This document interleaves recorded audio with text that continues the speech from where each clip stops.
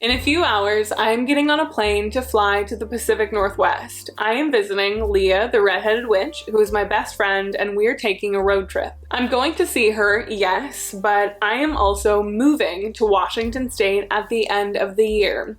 And I know that I'm moving to the state, but I'm still narrowing down the town. There are a lot of places that I'm interested in, and I thought that we could check them out together. I am going to be up there for about 10 days, and Leah and I are going to spend about 5 days just driving around, getting to know the area, and figuring out where feels like home. Now, in case you don't know, the plan for me and my husband has been to move to Washington State for about 3 years now.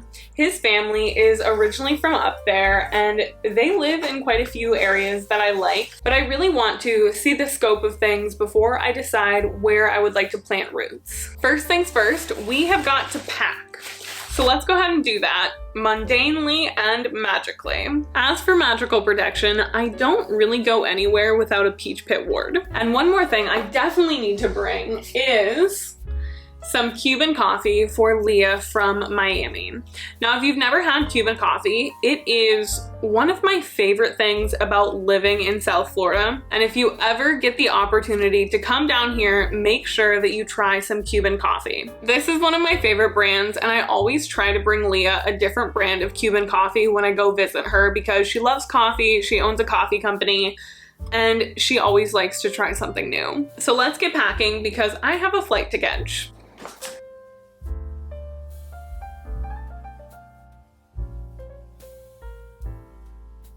As soon as my bags were packed, I was off. It's quite a long trip from Miami to Washington. It's the farthest you can go in the continental US. Because the first day is really only dedicated to travel, I scheduled my flight to leave in the morning and arrive at night. That way Leah and I could both get a good night's rest and take off in the morning. Well rested, our trip began on Wednesday, May 3rd. A day ruled by Mercury, this was the perfect time to embark on our travels.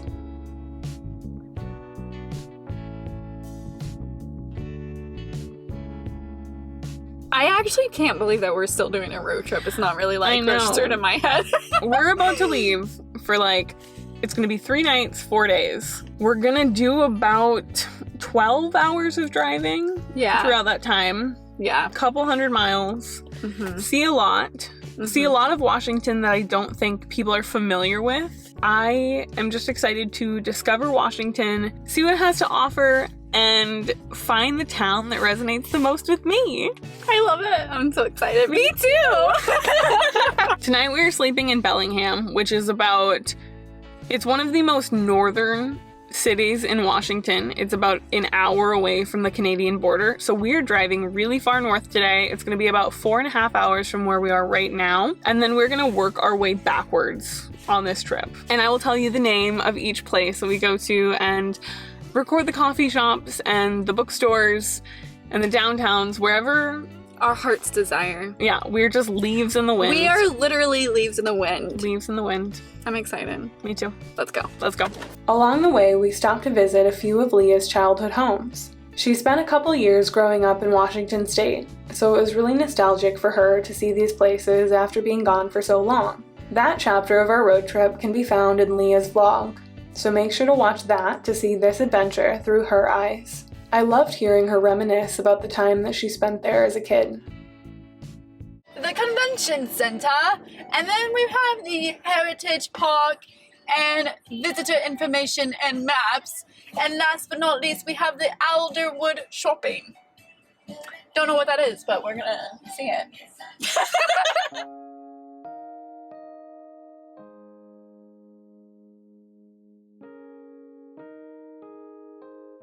We've been driving for quite a few hours now, and it was time to refresh ourselves with some coffee. So we stopped in Mount Vernon. I've never been here before, but it is such a cute and artsy, just little town, and there are tulip fields everywhere, so we are definitely going to go check those out.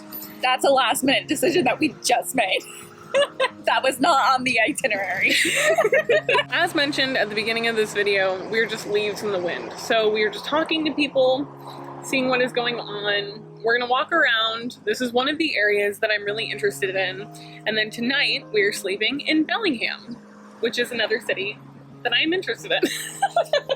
She's just interested in the whole state. Yes. Everything in Washington looks good to me, so it's really hard to make a decision. Yeah, me too.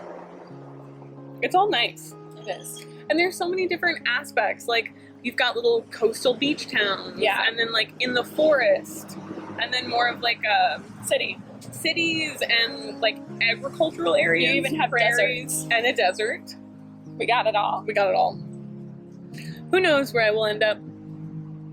I just want to be neighbors. The tulip fields were straight out of a fairy tale. I've never seen so many flowers in one place. They went on for miles. The whole area surrounding Mount Vernon looked like this, and I could definitely see myself being here. We didn't have time to properly visit a farm, so we just pulled over to the side of the road to get these clips. Next stop, Bellingham. As mentioned, this is the furthest north city on the list, and it is also the largest. After living in Miami for so long, I'm craving something much quieter. I was a bit worried that Bellingham may be too big for me, but it honestly felt like a big town. There was a lot going on, but it wasn't overwhelming. It was also stunningly beautiful, sitting right on the bay with Mount Baker in the background. What does a witch do when she needs to make a decision? Divination, of course. You know we had to bring a couple of decks to illuminate what the future might bring in these places. If I lived in Bellingham, we gotta flip. If I lived in Bellingham, it would be the butterfly and the snowdrop. Hope. That's cute. I'm not familiar with this deck, but when I think of snowdrops, it's like a total new beginning. It is. Because they come up during the spring. Yep. And so is the butterfly. I mean, Yeah. the butterfly is very transformative. I love this card. Such a great sign. And it just popped out of the deck. Okay, Look now... what's at the bottom. Just look. Isn't that sweet? Okay, I work with the bear spirit within my practice. And this is at the bottom of the deck. This is like the That's best cute. sign I could have received. Wow, okay. If I lived in Bellingham, what would it be like? It is gonna be this card. I can't even look. Oh! The Knight of Wands. Feels very like momentum. There's gonna be a lot of movement.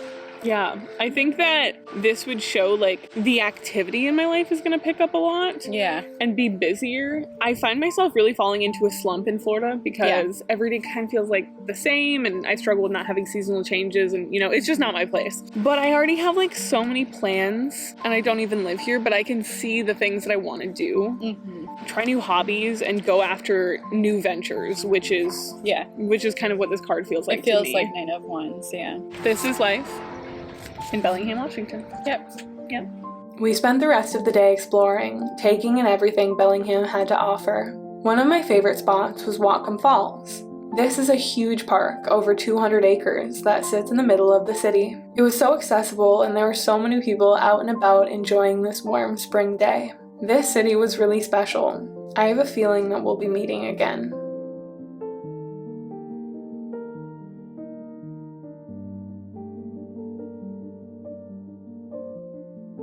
From Bellingham, we started making our way south on Chuckanut Drive, a scenic route that hugs the coast to our next destination. We're checking out the rest of Skagit Valley, the area surrounding Mount Vernon. Then we're heading to the San Juan Islands. As you might be able to tell by the sounds, we're actually at a farm. This is a cheese shop that was on the side of the road. We are in the middle of just like prairie farm country surrounded by mountains. It's like Skyrim mountains. You've never played that game, right? Mm-mm. I always compare Washington to Skyrim. If you know, you know.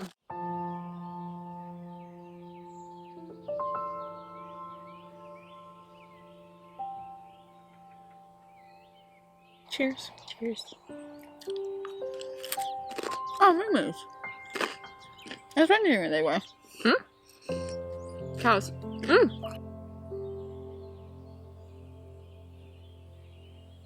Good morning. We are coming to you from rainy Whidbey Island. This is where they filmed Practical Magic. And right now we are sitting outside the Chamber of Commerce because they have a map with all of the locations of the buildings that they used within the movie. So I'm really excited. We're gonna probably check those out. We did get here pretty early. I think we've just been waking up early because we're excited, but now we're here and like nothing is open. Though we were able to get some coffee. Another reason that I feel like we are getting up early is because today is the eclipse and we have both felt pretty weird, I'd say, and just had like some eclipse energy in our life. And I feel like this is a good opportunity to talk about how an eclipse feels to us personally and how we see them manifesting within our lives. Now, I have done a video about eclipses. If you want to check that out, I will put it on the card up here. But typically, eclipses are like a domino effect. They're the beginning or the end of something, and we feel pretty similarly about eclipses. Like, they're just like a let go, let the eclipse, you know? Yeah.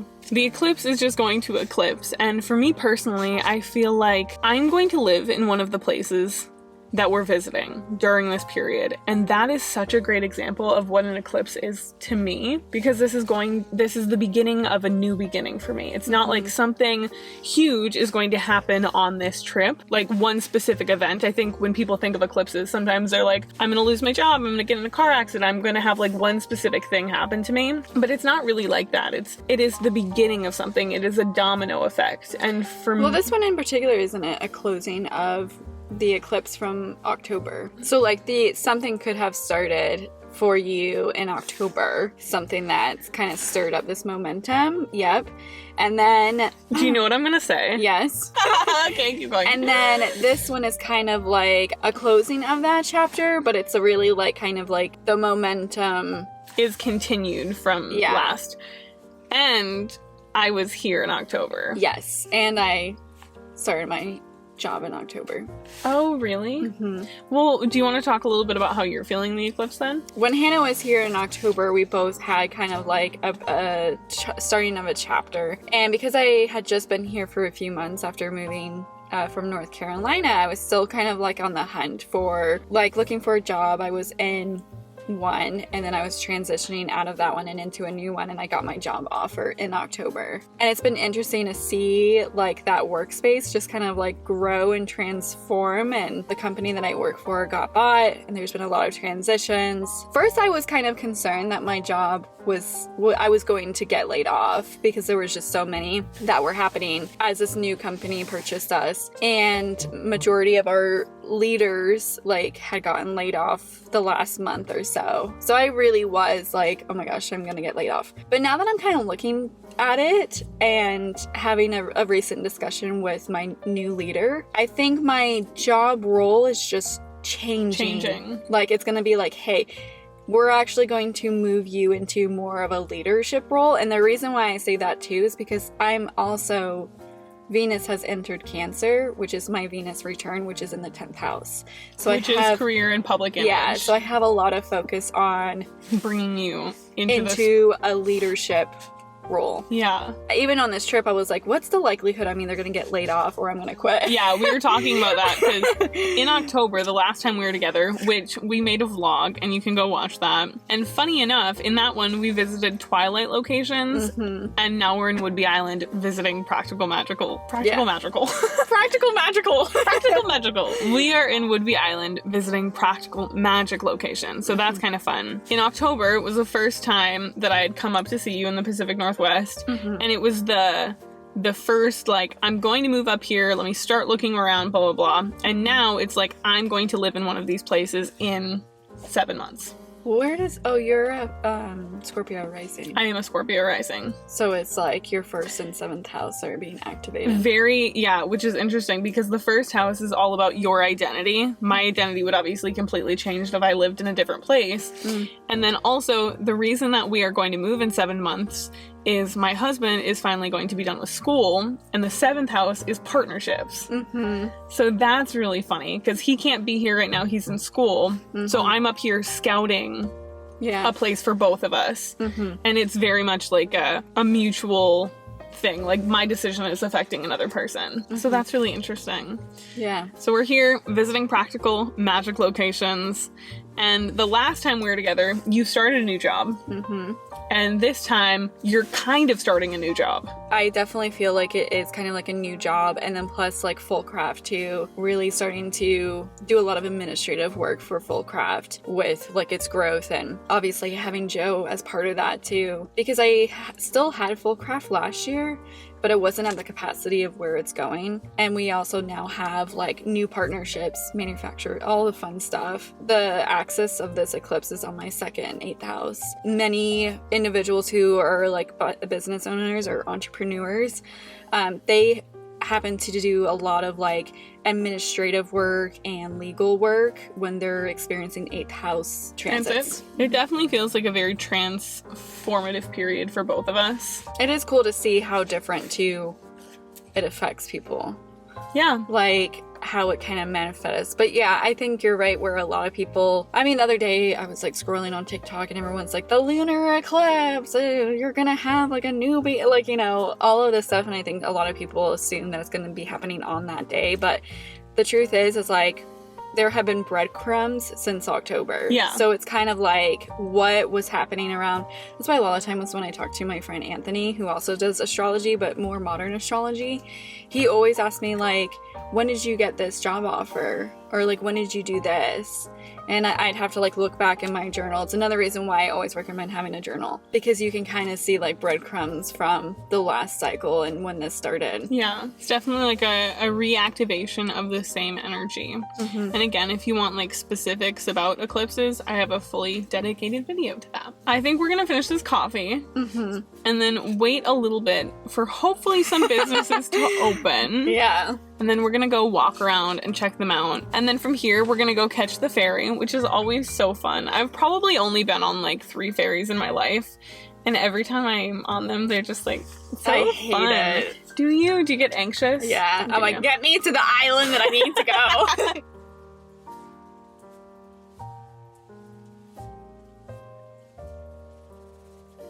Vlogging in public is stressful. I've been trying to film this for like 20 minutes. Yeah. But we're just gonna do it. We're in Port Orchard, which is so cute. It's like, it's very much giving Gilmore Girls. It's a very small coastal town. Well, it's not a coastal town. This is on the bay, I'm pretty sure, or some sort of body of water that is not the ocean. So far, we have seen a seal back there and a heron, and there was a child just picking up like a bunch of crabs. He was just by himself in the middle of the bay. It was kind of alarming. I really love small towns. I'm originally from a very small town, and so I would like to go back to something like that, but then it's like, can you find a job there? Can you find housing there? It is harder to move into small towns. And I think we like romanticize the idea of like, let's live in a very small place. And we've talked about it, but then it's like, realistically, could we do something like that? So we're just gonna check it out. We did just come from a farmer's market and it was perfect. And now we're sitting down with some coffee and we're gonna walk around this town for a little bit. And then we're going to head off to Gig Harbor. Both Port Orchard and Gig Harbor are located on the Kitsap Peninsula, the area we spent the rest of the trip. Being up here really solidified my decision to move to Washington, and it has given me a lot to think about. If you have any advice or experience living in this area, I would love to hear from you down below. Thank you for joining me on this trip. I'm so excited to see what the future may hold, and I'll be keeping you updated every step of the way. Until next time.